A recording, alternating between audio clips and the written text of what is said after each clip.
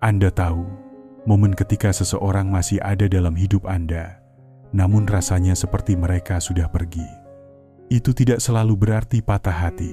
Kadang itu adalah Allah Subhanahu wa Ta'ala yang sedang menunjukkan jalan keluar bagi Anda. Jika kita jujur, kebanyakan dari kita tahu bagaimana caranya menggenggam terlalu lama. Bahkan setelah sesuatu berhenti menggenggam kita kembali, Anda berkata pada diri sendiri, ini hanya masa sulit.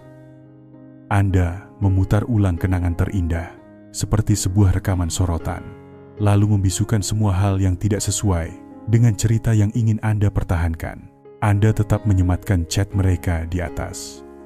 Anda melayang di tombol arsip, tapi tidak menekannya. Anda melihat kapan terakhir kali mereka online, lalu berpura-pura tidak peduli. Anda berkata pada teman bahwa Anda baik-baik saja. Karena mengaku tidak baik, berarti harus mendengar nasihat yang Anda belum siap ikuti. Ada bagian dari diri Anda yang masih percaya satu percakapan sempurna bisa memperbaiki segalanya. Kalau saja mereka mengerti saya, kalau saja saya menjelaskannya lebih baik, kalau saja waktunya mendukung untuk sekali ini. Anda menulis dialog dalam pikiran yang tak pernah terjadi di dunia nyata. Dan setiap kali kenyataan bertentangan dengan naskah itu, Anda menyebutnya nasib buruk, bukan pertanda. Siang hari, Anda bisa mengalihkan diri dengan kerja, urusan rumah, kebisingan. Namun malam berbeda. Anda membuka foto lama, menatap catatan suara yang tak selesai, merasakan hening berat di dada. Anda pun berbisik dalam doa, menawar kepada Allah Subhanahu wa Ta'ala dengan cara yang tak pernah Anda akui kepada siapapun. Hanya satu kesempatan lagi, hanya satu tanda yang lebih jelas, hanya sesuatu. Namun inilah bagian yang sering kita hindari. Terkadang Allah Subhanahu wa Ta'ala tidak serta-merta merenggut sesuatu dari kita. Kadang rahmatnya datang perlahan, dengan membuat sesuatu yang dulu terasa seperti rumah, kini terasa tidak nyaman. Dengan membiarkan percakapan mengering, dengan mengubah kegembiraan menjadi beban, dengan memperlihatkan jelas-jelas biaya dari bertahan, lebih jelas daripada ketakutan akan pergi. Anda tidak perlu menyebutnya takdir dulu. Cukup sebut apa adanya. Pola yang bukan Anda ciptakan, namun terus berulang meski Anda berusaha menghentikannya. Dan pola seperti itu jarang sekali terjadi tanpa maksud. Jadi, jika Allah benar-benar menginginkan Anda untuk melepaskan, seperti apa bentuknya dalam keseharian, dari pesan ke pesan, dari pilihan ke pilihan, tanda pertama sebenarnya sudah ada di depan mata Anda selama ini. Hanya saja, Anda terus menamakannya dengan sebutan lain. Tanda 1. Kehadiran mereka terasa lebih berat daripada ketidakhadirannya. Anda tahu saat ketika bersama mereka, tetapi pulang dengan hati lebih kosong daripada sebelum bertemu. Itulah beban yang dimaksud, bukan karena satu pertengkaran besar, melainkan perlahan-lahan menguras energi, seperti lampu di hati Anda yang dibiarkan menyala semalaman sampai baterainya habis. Anda mulai menyadari hal-hal kecil lebih dulu. Mereka dulu membuat Anda tertawa tanpa usaha. Sekarang, Anda harus pura-pura tertawa agar tidak ditanya apa yang salah. Percakapan berubah seperti basa-basi yang berulang. Ada topik yang sengaja Anda lewati, bukan karena tidak peduli, melainkan karena lelah memicu perdebatan yang sama. Rasanya seperti membawa tas yang dulu Anda sukai, tapi kini terasa terlalu berat. Dan Anda bahkan tidak ingat kapan berhenti terasa berharga. Beberapa dari Anda akan mencoba menolak perasaan ini. Saya hanya sedang stres. Atau, kami akan kembali seperti dulu. Tapi begini, jika keberadaan mereka terasa lebih berat daripada ketidakhadiran mereka, itu bukan stres, itu tanda. Allah Subhanahu wa Ta'ala kadang membuat bertahan terasa lebih sulit daripada melepaskan. Karena Dia tahu Anda tidak akan pernah pergi dengan keinginan sendiri. Itu rahmat yang jarang kita sadari, kecuali jauh setelahnya. Al-Quran berkata, boleh jadi kamu membenci sesuatu, padahal ia baik bagimu. Dan kadang kebaikan itu bukan berarti orang itu tetap tinggal. Kebaikan itu adalah ketika akhirnya Anda berani pergi. Namun, apa yang terjadi jika Anda tetap mengabaikan beban itu? Maka tibalah sesuatu yang lain. Sesuatu yang tidak lagi bisa Anda sebut kebetulan. Tanda kedua, Allah Subhanahu wa Ta'ala menutup pintu-pintu yang terus Anda buka. Anda bisa saja mengabaikan rasa berat itu sebentar. Anda bisa memaksa diri tersenyum, menghindari kebenaran, menenggelamkan diri dalam kesibukan. Tapi kemudian, pintu-pintu mulai tertutup. Anda berencana bertemu, ada saja halangan. Anda mencoba memperbaiki pertengkaran, justru memburuk. Anda mengira sebuah masalah sudah selesai, ternyata kembali lagi dengan wajah baru. Rasanya seperti hidup sendiri yang terus menjatuhkan Anda, sebelum sempat melangkah kembali pada sesuatu yang menyakiti Anda. Dan inilah bagian yang jarang kita akui. Sebagian dari kita tidak menerima jawaban tidak dari Allah. Kita malah menendang pintu itu agar terbuka kembali. Kita sering mengejar sesuatu yang justru terus berlari menjauh.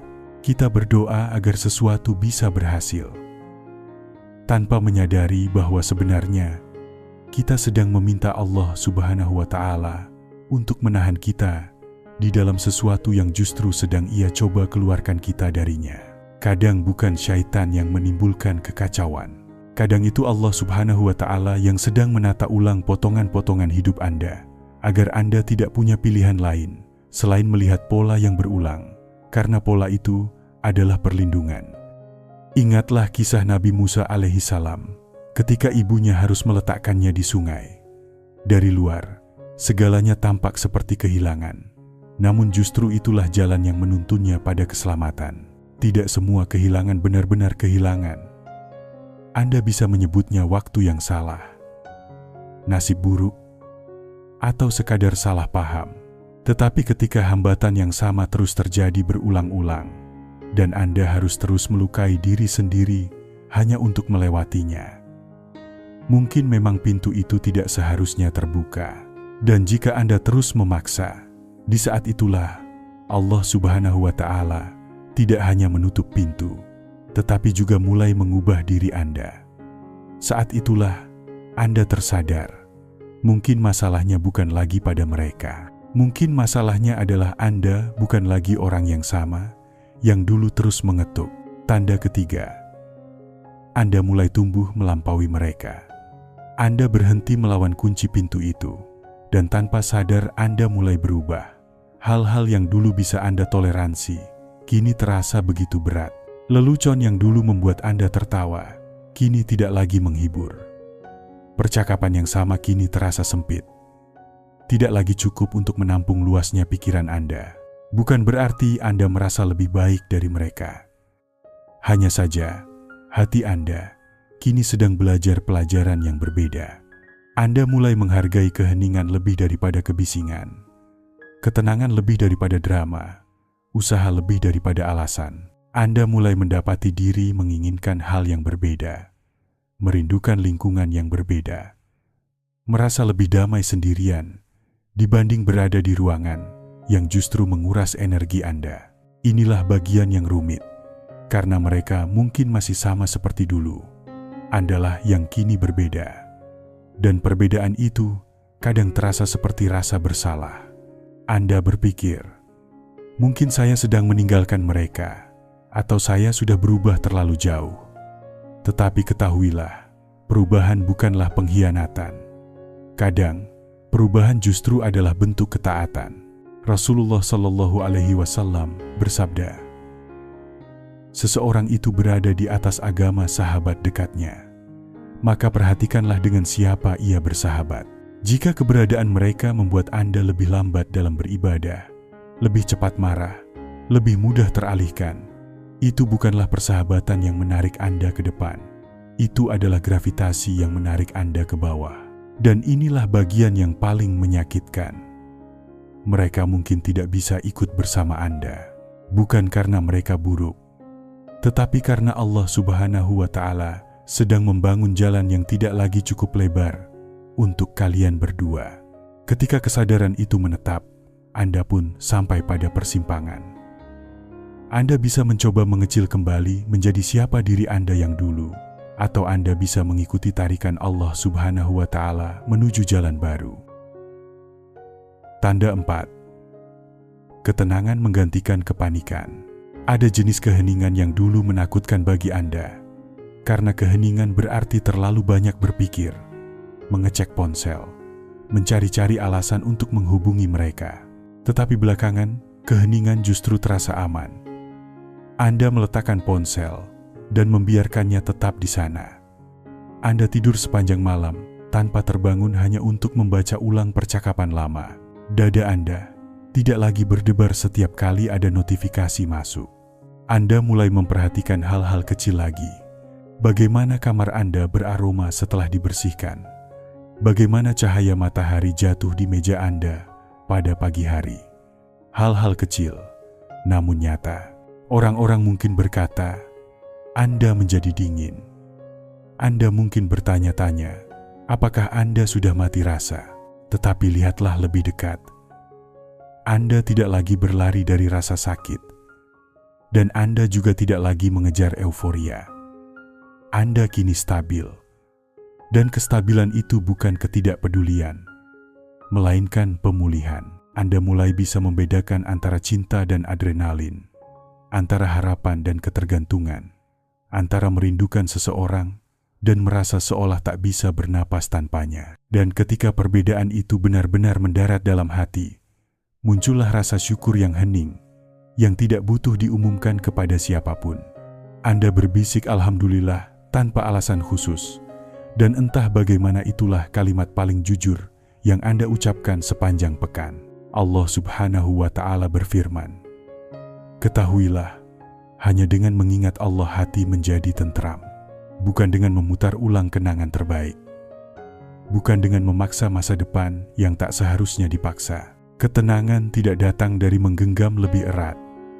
Ketenangan datang dari mengingat siapa yang menuliskan setiap takdir sejak awal. Saat ingatan itu kembali, kepanikan tidak lagi punya makanan untuk tumbuh. Anda berhenti membayangkan adegan reuni yang dramatis. Anda berhenti menyusun pidato dalam kepala. Anda mulai melakukan hal-hal sederhana lagi.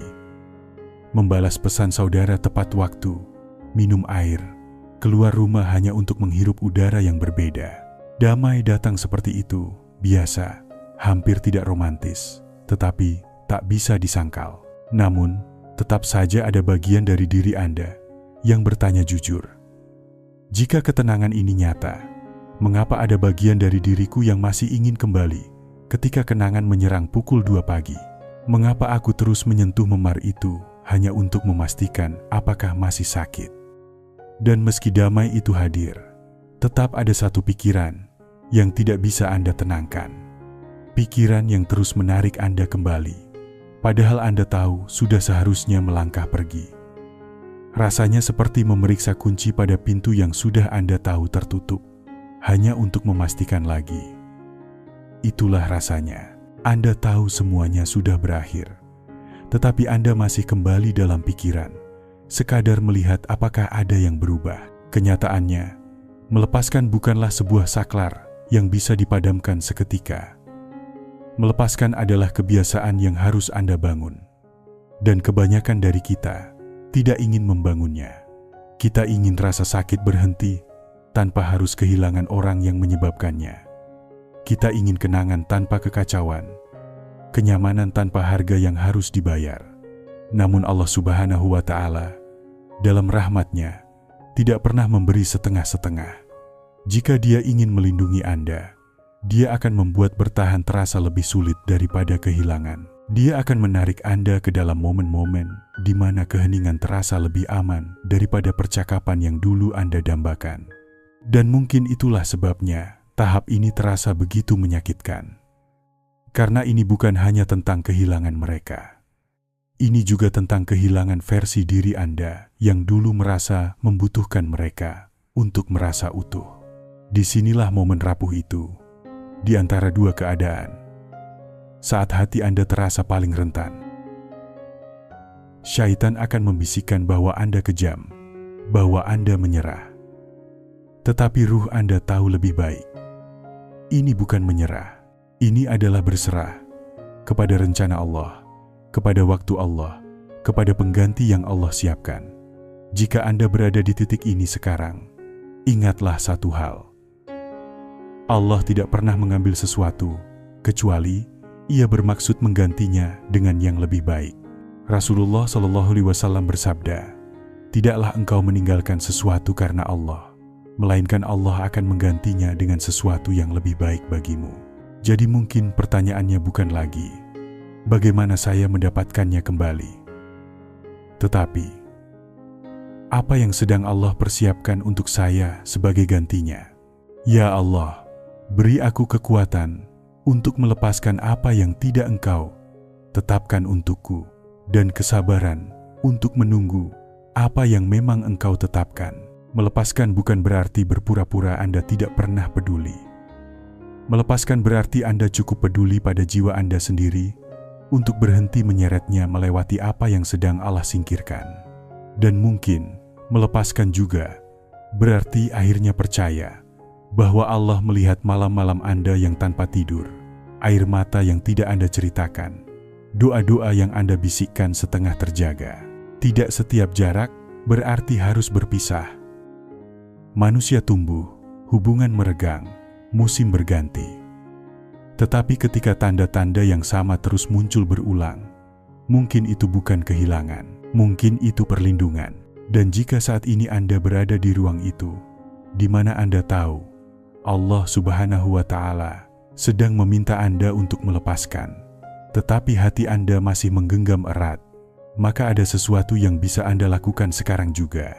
Tulis saja di hati Anda, atau bahkan di kolom komentar, "Ya Allah, gantikan dengan yang lebih baik untukku." Bukan hanya untuk Anda, tetapi juga untuk saudara lain yang mungkin membacanya pada pukul 2 pagi. Ketika mereka merasa seolah-olah hanya merekalah yang sedang melalui ini. Anda tidak pernah tahu, mungkin doa Anda lah yang Allah kabulkan untuk mereka.